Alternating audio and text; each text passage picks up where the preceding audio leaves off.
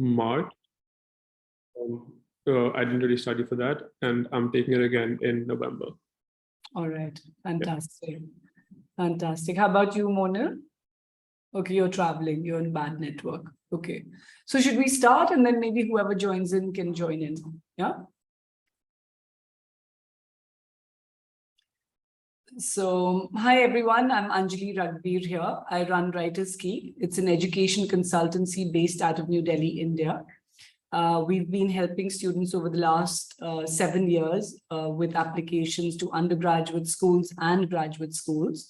We're finding a lot of interest from graduate students, which is why we're hosting today's webinar, which is on the GMAT GRE. I have with me two very special guests, Sean Quinn and Toph Enany. So Sean is heads Onsen Education, and he's a graduate of Columbia's MFA writing program and a National Merit Scholar at the University of Southern California. He has over 10 years experience tutoring and leading a team to teach a wide range of subjects with a heavy focus on the SAT, ACT, GMAT, GRE, LSAT, subject tests, math, and writing. Besides his experience, he also works with students in New York City and around Italy, but currently they work with over 20 other countries online. Sean has given presentations on diverse testing topics, the differences between the SAT and ACT, the Duolingo English test, and many more things. And we're really delighted to have you here, Sean. I'd like you to talk a little bit about Onsen, and then, of course, we have our guest, Toph, who's going to talk about GMAT, GRE, and the nitty-gritties, which I'll leave you to introduce him. Excellent. Thanks so much, for Anjali, for the kind introduction and for inviting me and Toph to be here. And greetings to everyone in India. It's great to be here and to talk about the GMAT and GRE today. So yes, I've been in test prep for almost 15 years now, predominantly working on the SAT, ACT, and then on the GRE and GMAT more in recent years. I've been working with Toph for 7 or 8 years, and he is easily the most experienced, accomplished GMAT, GRE tutor that I've come across in my 15 years of test prep. So I'm really happy to have him here. Onsen Education has been around for 6 years now. As Anjali mentioned, we work with students in over 20 countries, covering every test for US admissions, from undergrad tests like the SAT, ACT, to the graduate school tests like GRE, GMAT, MCAT, and LSAT. Toph is one of our star tutors. We're really happy to have him. And today he's going to talk about the differences between the GMAT and the GRE. As you know, in recent years, more and more grad programs have opened up to the idea of also accepting GRE scores in their admissions policies. So he'll talk about the differences between them. At Onsen, we always offer free diagnostics in both tests to see which is a better fit for you. And we can come up with a free plan for helping you with individual one-on-one lessons that are completely tailored to your needs. So, Anjali can provide our contact information after this meeting if you're interested in that. And Toph and I would be happy to discuss which test is a better fit for each individual student. Now I'll introduce Toph. So Toph has been preparing test takers for the GMAT for 13 years now, and the GRE for over 10 years. His students have gone on to Harvard, Wharton, Columbia, among other top business schools. He prides himself on his ability to work with each client on their individual needs rather than sticking to a one-size-fits-all game plan. And Toph went to the University of Virginia. He's in the process of completing his MFA in advanced devising. And what Toph is really going to speak to today is that the default choice of taking the GMAT for MBA applications is no more. Now MBA applicants have a legitimate choice to make between the GMAT and GRE. How do the tests differ and what should really drive your decision? Now, Toph is going to speak to how you can find that out. Toph, take it away, please. Yeah, so the first thing is the tests are more similar than they are different. Both of them are about half quant and half verbal. And so there's not necessarily a bad decision to make. But for me, the biggest decision-making part in your process is probably going to be how much time do you have to prep. When you compare the two tests, the GMAT has what I would call the more difficult quant piece to prepare for because you have the data sufficiency. Data sufficiency, if you've already started studying for the test, you're familiar with it. If you haven't, I would say the best thing you can do is actually interact with a few questions rather than having me describe it to you. But compared to anything on the quant section of the GRE, this takes time to prep for. On the verbal side, it's pretty much equal.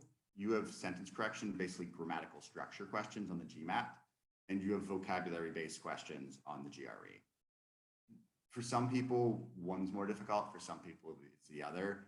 Again, it's a thing where if you take a diagnostic of both and familiarize yourself a little bit, you'll see if you're maybe more geared naturally towards one or the other. These are the integrated reasoning, the essays. Honestly, neither of them are that hard to prepare for, and both of them don't have a huge impact on your admissions. So I tend to kind of leave these aside. Now, one thing that's worth mentioning about the GRE is there's an experimental section that you won't have in the practice tests. So no matter how much you want to, you can't fully simulate the GRE experience when you're taking it. Whereas when you take an official practice GMAT exam, it basically feels like the real thing. And if you're taking the test online at home, it's going to be almost a completely identical experience. If you happen to have extra time allowance, then the extra experimental section for the GRE falls away. Now, what's difficult with this section is you don't know where it will be. So you could do really well in this section, but mess up one of the real sections, or you could be doing really well in the test, mess up this section. It wouldn't really affect your score, but what it did to you mentally changes things. So on this end, I have a slight preference towards the GMAT. Now, when it comes to actually making the decision, since the tests are fairly similar, you're going to want to consider prep time. And one reason is the GMAT, in general, you can miss more questions than on the GRE. And also on the GMAT, you can't go back, right? So you have to choose to let go of a question. Whereas in the GRE, you can say, because you can click through the entire section, you can say, I'm not going to do this question right now, but if I have time, I'll come back and do it. So there's a lot more optionality on the GRE versus the GMAT.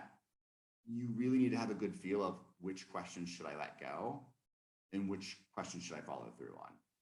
And the thing is, it's not that it's hard, it's that it takes time to really optimize that strategy.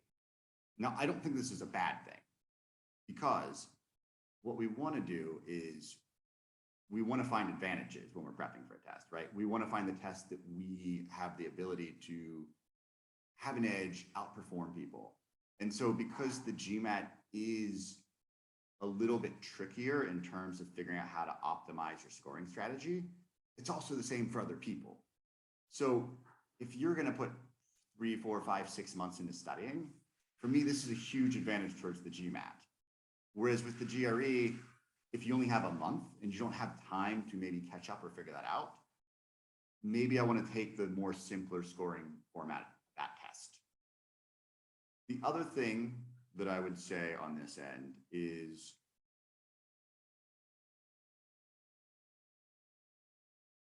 you want to have enough official questions. One trap that I find for people is they start using third-party questions, and especially on the verbal, this hurts. On the math, it's not great, but the questions tend to be relatively close in format. On the verbal, the quality of the answer choices that are written by third-party companies, it's not that they're better or worse, it's that they don't really match what makes an answer choice wrong on the verbal sections of the actual tests. And so one thing that can happen on the GRE is we run out of materials. One, there's way less official questions for practice. And two, because the GMAT's adaptive, each of the 6 practice tests has a huge question bank. And if you take the test, one of the practice tests early on and get a 500, a 550, and then you're practicing close to 700 later on, you'll see very little repeat. And so it's essentially like you could use those 6 tests 12, maybe even 13 or 14 times, because the first 2 of the tests have really large question banks. Whereas the GRE, the first section is always the same. There's only 5 practice tests. And once you use one, you can't really use it again. So again, this pushes me more towards, this doesn't really hurt the GRE for a short study frame, but if you're studying a longer time, there's more room to make progress. There's more resources for the GMAT. The last thing I would say is, and this might shift, traditionally the GMAT has been what's been reported when schools are, put up for rankings, and the GRE wasn't. So if somebody was maybe scoring a little bit below the median, below the average, sometimes I'd push them towards the GRE a little bit more, because since this isn't getting reported, this is more, I'm a strong candidate otherwise, I'm going to show that I'm capable with the GRE, but I'm maybe not going to blow anybody away. Whereas the GMAT, because that score is going to get reported, there's a tendency to, want to have maybe at least an average, if not stronger score. Ultimately, at the end of the day, take both as a diagnostic and have a sense. But if you have a longer study time and you're going to be pretty dedicated, and you're either neutral to leaning towards the GMAT, I would probably strongly advise taking that at this moment. And with that, I'm open to any questions, as well as I think the Sean and Anjali. Right. So Toph, let's open it to the audience if they want to ask any questions. I've got a set of questions that I'd like to ask you. Arsh and Monal, if you have any questions.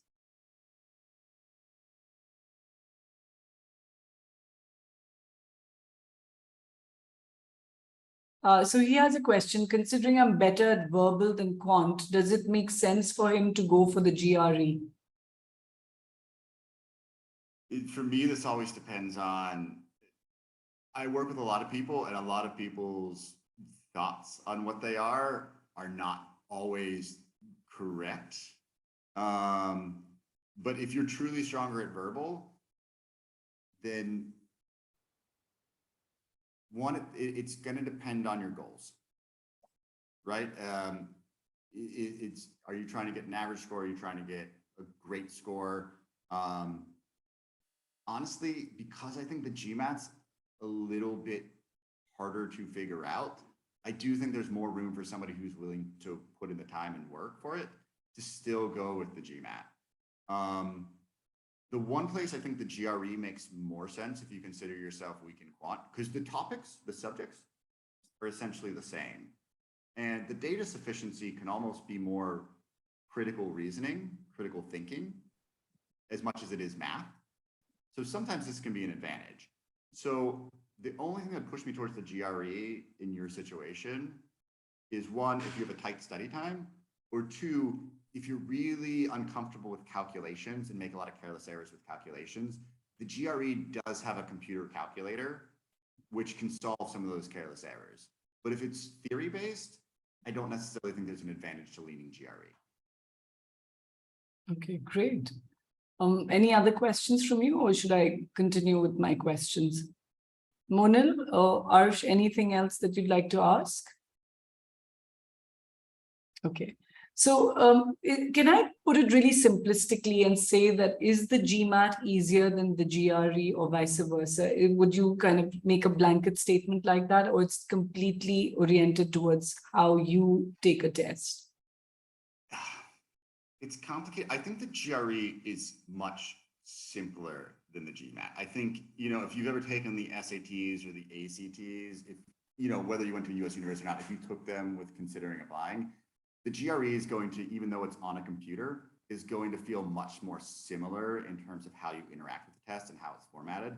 And so a lot of times we think we put familiarity and similarity into the same bucket.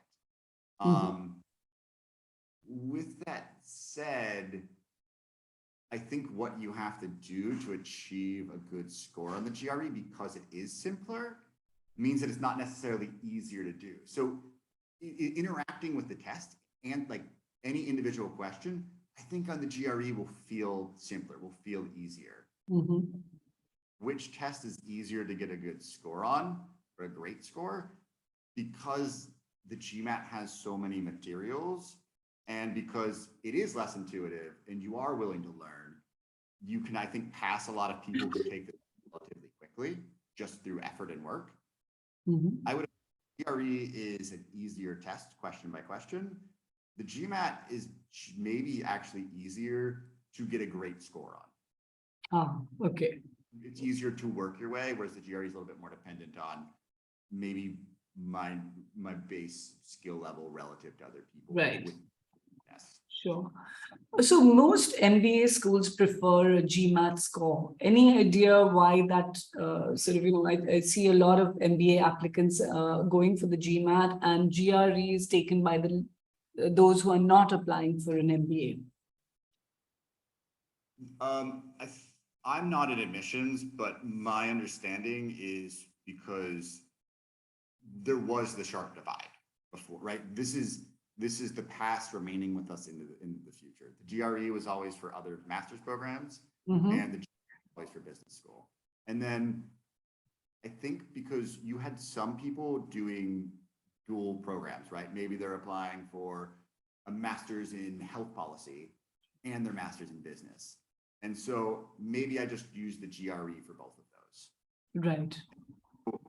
And little by little, people started applying with the GRE.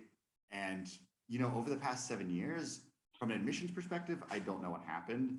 But what I do know is people have been coming my way, and also admissions counselors that I've talked to have been saying, which test works better for this person?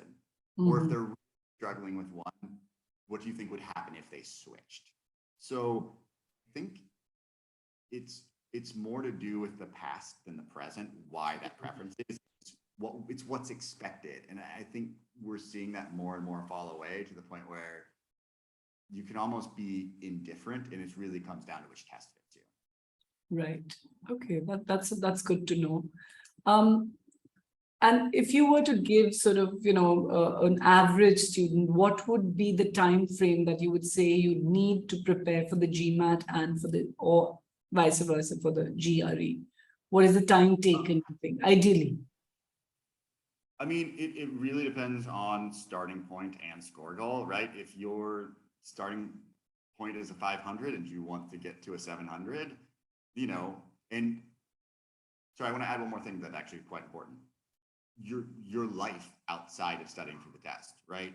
Some people have quit their job or they're taking a sabbatical, and they're working maybe for 2 months, but they're working like 2-3 hours a day studying for the test. But the difference for me is people study 2-3 hours a day for the test when they are working.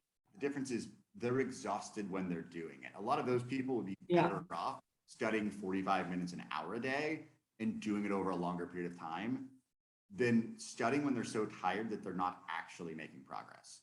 Right. So if somebody's working full time and they're working 10-hour days, I might say study for this thing over 3 to 6 months, but don't crush yourself with studying. Don't make yourself study 15 hours a week. Maybe you study 5-6 hours a week. Whereas if somebody's working 9 to 5 or maybe even 30 hours a week, I would say, you know what, maybe you can knock this thing out in 2 to 3 months for the GMAT. And you're studying, maybe you are studying more like 15 to 20 hours a week. Okay.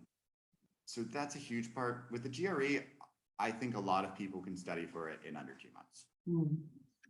And would you know how long the scores are valid for? I think it's 5 years, right? It's 5 years, yes, that's correct. So when do you recommend is a good time? Supposing I'm going in, I've finished my undergraduation and I'm going in for a job. Would you recommend that I finish it during my undergraduate years because you're still in the flow of studying? So what are your thoughts on that? You know, if you definitely think that if you're going to go to school, it's going to be the next 5 years. Sure. You know, some people go to business school 6 or 7 years out of undergrad. So it's really in relationship to what your plan is. Best advice I can give is, when do you have time? If you're in university and you're in 5 different organizations and you're writing your thesis, you don't have time, you know, maybe not then, or your first month or year on the job when you're really busy works. But if you're you have a lot of free time that senior year of university, junior year of university, and you know you're going to want to go in 3-4 years, then absolutely, it's a great time to take it, because you're fresh on this type of thinking. So again, it's a really depends person by person on, I'd say take it when you have the time to study. Right. Good advice, Toph. That's great. So there was another question, which was, how will schools receive my GMAT GRE score? How will they receive?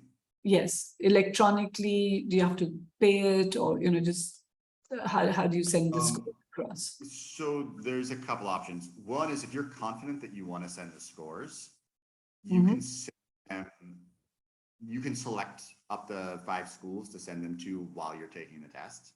If you're unsure, then normally you have to pay a fee for each school that you send them to. Okay. Yeah. Yeah. And can I cancel my score if I feel it hasn't gone well, either with the GMAT or GRE instantly? Yes, the GMAT's incredibly flexible though, because the GMAT, you can always choose the you have to choose to cancel the score early, but you can always choose to reinstate the score. You have to pay for it, of course, but this is quite nice of, I don't want this, say you're gunning for a 720 and you get a 680 or even a 700, and you say, you know what, I don't want this on the record in case I do get the score that I want. One flexible aspect of the GMAT is you can cancel that score, and then if things didn't go well, or I ran out of time and I just didn't get to retake it, or whatever reason comes up, you can pay them, I want to say it's 30 US, but I don't remember the price, and they'll reinstate the score even if it's a year or 2 years later. Oh, wow, that's good to know. And that isn't the same with the GRE. I've never seen that with the GRE. Okay. So there is a lot of flexibility with the GMAT for sure. Yeah. And also section order with the GMAT. You have complete control over that. Is there any limit to the number of times you can take the GMAT GRE? The GMAT is 5 times within a 12-month period and 8 times in your lifetime. And the GRE is, I know it's 5 times within a year. Usually that's the amount that matters for people. And off the top of my head, I can't recall if it goes beyond that in your lifetime, or if it's just 5 flat. But usually the year period is what's relevant for most people. Right. And in your experience, how many times do people take the tests? It depends. I think everybody should give themselves 3 attempts at least. Because what schools care about is your highest score, right? They're not averaging your scores together. So there's no incentive not to, and especially the GMAT is quite a high standard deviation. I think when you'll see people take it less is when they're not trying to score as high as they possibly can, and they're just, this score is sufficient and I'm done. And that I totally support too. Get what you need. Okay. And in your experience, you've put so many students with these scores into Ivy League. So what would you say is a good GMAT score? What should be a good GMAT score for an Ivy League? You know, if you're looking at the metrics, and what I usually see is people aiming for 730 plus, but again, this is against your candidate profile. If somebody has a really intriguing candidacy and they get a 700 or a 710 or even a 690, like, I've put people with non-traditional backgrounds into, they've gotten into Wharton with a 680. So, Okay. and so I think this is where admissions counselors, I think, are really invaluable, is they know how strong your profile is. And if the more non-traditional of a candidate you are, maybe less important, a good GMAT score, like a 680, 700, I think is still important, but maybe that 730 becomes a little bit less important versus I'm going against the other bankers, I'm going against the other consultants, I'm going against the other engineers.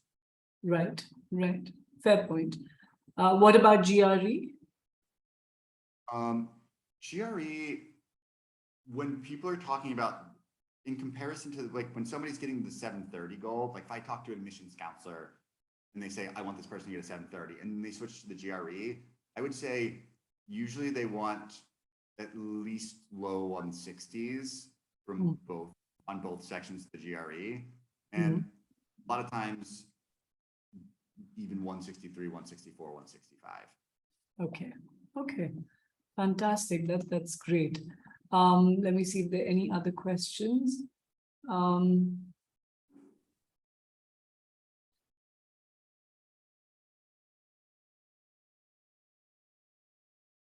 So yeah, this is a good question. What is the reason for the experimental questions or unscored questions on the GRE? What do you think is the purpose of that? I could be wrong, but my understanding of it has always been that they're testing these questions out to be future questions in the test, right? They don't know, because all the questions have difficulty level assigned to them. Right. They can't guess what the difficulty is. They actually need information on that. So it's, right. We're collecting data on how people fare on these questions, so we know how to rate them in terms of difficulty when they actually appear as real questions on the exam. Sure. Sounds good. I think I've covered all the questions that I wanted to ask you. Anything else that you'd like to add? Sean, Toph, anything that you would like to add to this? Yeah, I think on my end, these are all, super helpful considerations for which test could be a better fit for the individual student. But as with any test like the SAT or ACT or GMAT, GRE, it's always good to take free full-length diagnostic tests to see your individual starting point. Compare those two with an expert like Toph, who can have a expert set of eyes on those results and give you feedback on what might be the better fit for you in terms of how much time you have to prepare, what your ultimate score and admission goals are. So I think this is all great information to think about and consider, but in the end, diagnostics and then a follow-up call with an expert tutor will help you make the right decision. Absolutely. And in your experience, Toph, if someone starts with a 500 score, do you think they can cross the 730? I mean, if they put in the effort, generally, in your experience, you think they can go up to that 730? I think it depends on the person sometimes. Again, partly like lifestyle and also partly discipline, right? For me, I'll watch somebody have the work ethic to do 2,000, 3,000 questions, but they'd be better off going through 500 questions and being really specific about why they missed them. So my diagnostic practice test, though it was from a third party, it was a 540 and I scored a 790. So, Oops, we've lost Toph.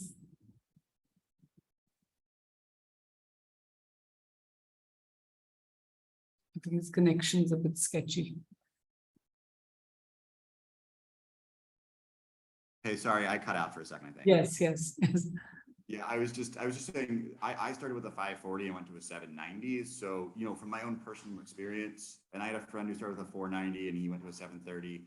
With students, I've definitely seen them go from the low to mid 500s into the 700s. Right. Definitely possible, but I think the thing is, Oops. Cutting out. Which part of the world is he in? No, he got stuck. So where is he at? He's in the US or he's in another part of the world? I think he's in London right now. Could be Berlin. So he bounces back and forth between Berlin and London. But I think the gist of what he was saying is that ultimately, you know, huge score increases like 500s to the 700s are definitely possible. They're not impossible. Right. But it depends on several factors. How much time a student has to prepare before they need to submit the application, how much discipline they have in doing outside work. Because like with this test versus other tests like SAT, ACT, there's so much more outside work that a student has to do independently. Right. Right. Sorry, Toph, you're back, I think. I don't know, or are you frozen? Yeah, his connection's a bit sketchy. Yeah. Right. Yeah. I switched to internet. Okay. Okay. We're good now. Yeah. Yeah, so I guess that's what you're saying, that it would take the discipline and sort of, you know, going through that, making sure you correct the mistakes and not only just do quantum. It's all about assessing the mistakes, understanding where you're Exactly. going. It's Yeah. quality of, too many people do quantity of study and don't understand why they're not making progress. And that's one thing when I'm working with somebody is it's really important for me to help them understand the difference, because even if they work with me 5 hours, 10 hours, the vast majority of their, you know, 10 times more than that is going to be them studying on their own. Sure. So it's as much as me teaching them anything specific, it's how do you study correctly? This is what I think a lot of people learn or get taught. Right. And one last question, before you even start with the prep for GMAT, GREs. So I see that in SAT, when I tell students to read a lot, you know, I tell them you try and start reading New York Times, or you start reading books which have good English and, you know, a difficult vocabulary, just so that you start comprehending stuff. Is there something that you would recommend for GMAT, GRE aspirants so that they can do once they graduate before they take the test? I mean, reading is great. Probably the number one thing. I think if you're somebody who doesn't have a math background, you know, just brushing up on the basics of math normally, especially if you're taking it a couple years removed either from university or if you weren't on a math-based course in university. You know, a lot of times I work with people, they haven't taken math since high school. And the thing is, they have an association with I was good at math or I was bad at math. And the truth is, if you understand critical reasoning, a lot of people actually learn math easier as an adult, I find. So yeah, I think brush up on math, read. If you're leaning towards GRE, work on your vocabulary a little bit. If you're leaning towards the GMAT, work on your grammar. Okay. Super. That's excellent advice. And thank you so much, Sean and Toph, for taking out the time. And we look forward to more webinars on this topic. So thank you so much and good night, everyone. Thank you so much, Anjali, Toph, and all your team, Anjali. Really appreciate it. Thank you. Thank you.